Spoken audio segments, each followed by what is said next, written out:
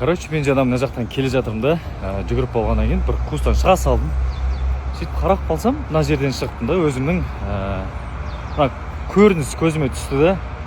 Мәссаған деп қалдым да, бір әдемі көріністер болады, бір қараған кезде. Қарап қалсам, менің екі автокөлігім осы жерде тұр екен. Тұр екен дегенде білемін ғой, осы жерде ғой. Бірақ мына жерден шыққанымды білмеймін да, мына жерден бүйтіп. Мына арғы поляда жүрдім да, екі орта тұр екен, екі ортамен шыға салдым, тура ана жерден шықтым. Машиналарым осы жерде тұр. Бір андай болады ғой, негізінде өзімді сол моментте ойым барлығы жүгіріп жүрген кезде тек қана сол жүгіруге ойыңыз бөлінеді екен. Только сол моментті ғана ойлайсыз деген сияқты. Сол кезде мен өзімді еш нәрсесі жоқ адам ретінде келе жаттым, былай айтқан кезде. Тек қана осы қара жерді басып деген сияқты. Енді мен не айтқым келді? Менің айтқым келгені, сіздер мысалға менің ана кездегі ощущением, шыққан кезде машиналарын көре салған, ол бір әдемі көрініс, ол мен үшін бір сондай бір менікі ғой деген сияқты бір ощущение, сол бір қаншама еңбек та бұның артында. Тиындап жинаған қаншама еңбек, қаншама ұйқысыз түндер, барлығы оңай келе салмайды. Сіздер соны түсініңіздер. Көбісі жаңағындай көре алмаушылық болады. Негізінде адам қаншалықты өзіңізді жіберіп тастайсыз, өзіңізді тазалайсыз, солай сіз дами бастайсыз негізінде. Байи бастайсыз, дами бастайсыз. Мына адамдар ойлайды ғой, мен бүгін өзімді өзгертейін, болды деп бір апта күтеді максимум. Еш нәрсе өзгермесе бұрынғы кейпіне қайтып келеді. Жоқ, олай емес.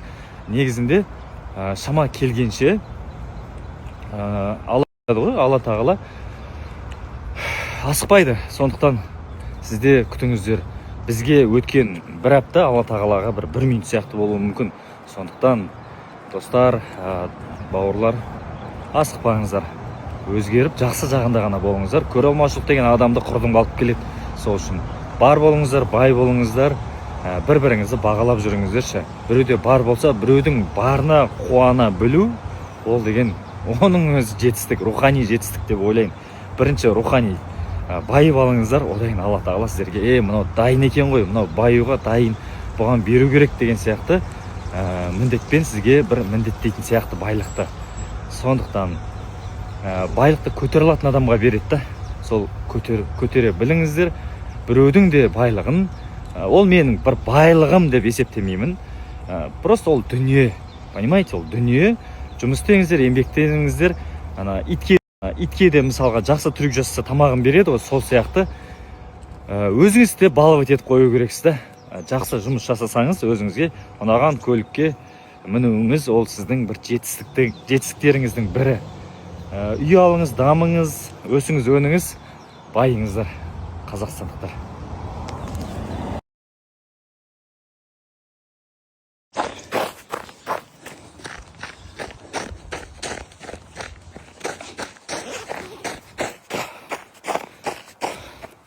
Таңғы 7, 6-та тұрып, зарядка жасап, кішкене дайындалып, киініп далаға шықтым. Таңғы жүгіру, спортты қолға алдық. Пока бізде демалыс, сезон емес кезде, кішкене осыны қолға алсам ба деп жатырмын. Қараңыздаршы, ауа райы қандай керемет. Азанғысын айтады ғой, Алла тағала әркімге өз несібесін береді деп. Содан құрғал кетпейін деп жүгіріп шыққаным ғой. Бізде қал кетпейік деп. Ассалаумағалейкум достар, қайырлы кеш, қалайсыздар? Эфирді көрген болсаңыздар, бүгінгі енді эфир бір өзінің пікірлерім ондай бір аса қатты ұнай қойған жоқ өзіме. Но дегенмен де әлі бір өз-өзімен жұмыс істеу керек деген шешімге келіп жатырмын. Сіздер қалай ойлайсыздар?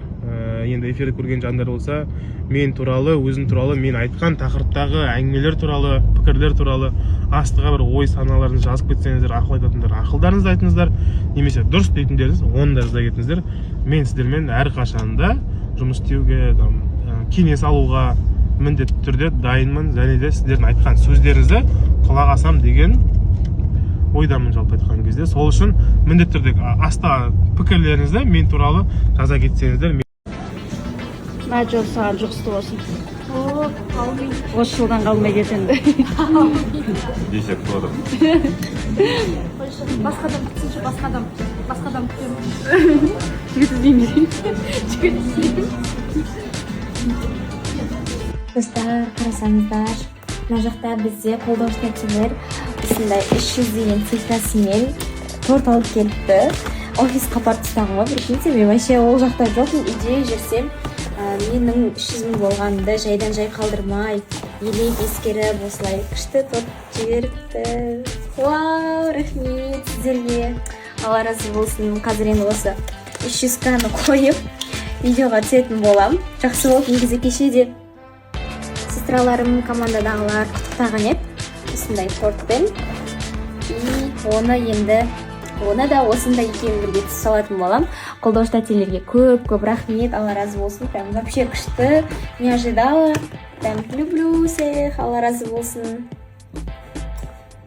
Достар, жаңа айтқан болатынмын, уәде еткендей сіздерге ақша таратамын деп, достарыма тіркеліп, осы суретті ұстап алған адамдардың арасында қазір ақша ойнатамын дедім. И осының ішінен қазір қараймыз. Қараңыздар.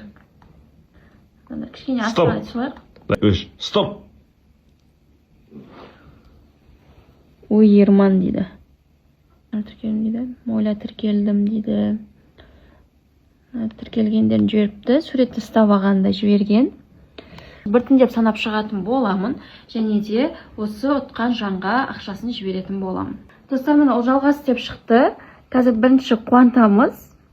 Бірінші осы айынан бастаймыз, жайлап. Содан кейін көптеу ақша ойнататын боламыз сіздерге. 11.111 теңге жүрдім. Бірінші болып жүрсін деп жүрдім. Достар, жалғастырамыз. Қазір тағы 1 сағаттың ішінде ойнататын боламын. Сол ішінде үлгеріп қалыңыздар.